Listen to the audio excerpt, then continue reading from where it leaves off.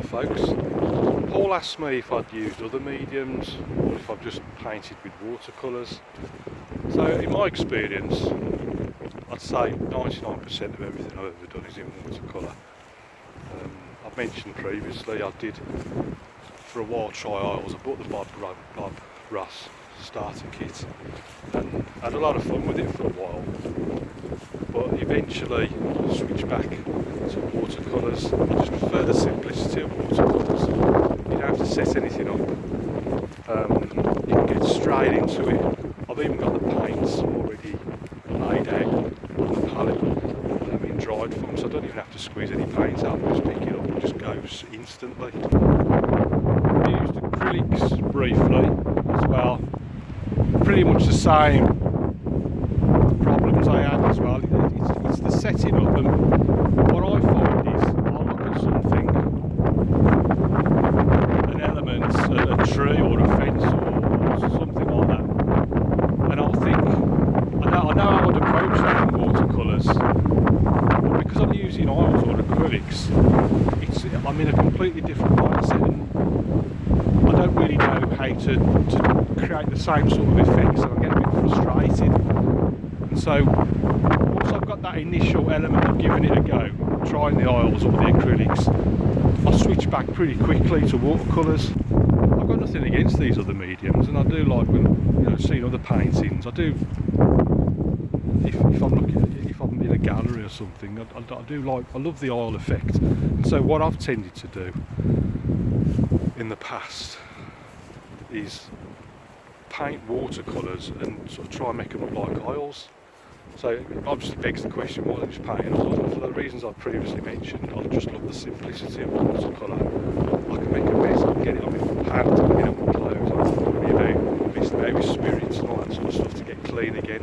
And it's probably the fact that you can actually get your fingers in there as well. If you want to create some little fence painting, you just flick them up with your finger, or if you're doing twigs or branches of a tree, again you can get your fingernails in there.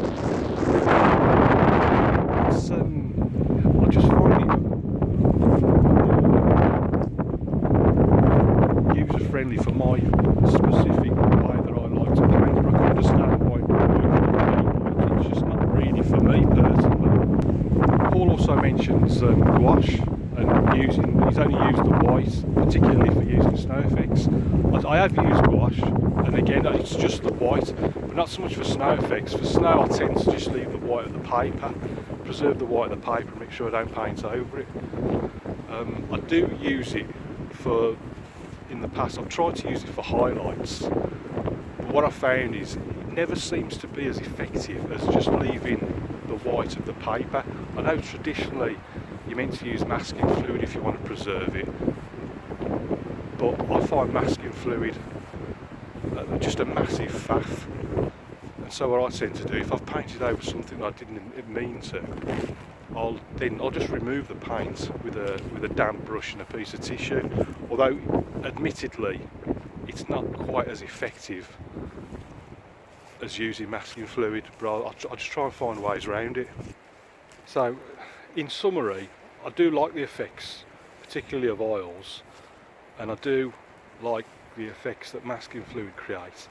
But what I've tried and do is just create those same effects in watercolour, although I'll leave it to you to judge whether it is as effective.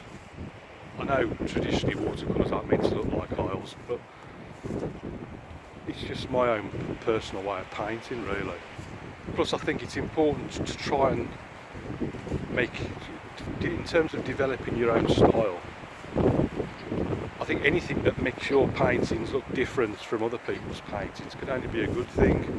And although I'm not painting traditionally how watercolourists would necessarily do, I find that it works for me. Not always in terms of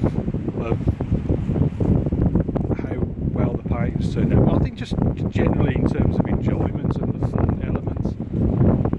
Because I could use masking fluid, but I wouldn't enjoy it. I just prefer to do it the way I do it. So I wouldn't rule out using oils and acrylics and other mediums in the future, but I think definitely for now I've seen no reason to switch at all really.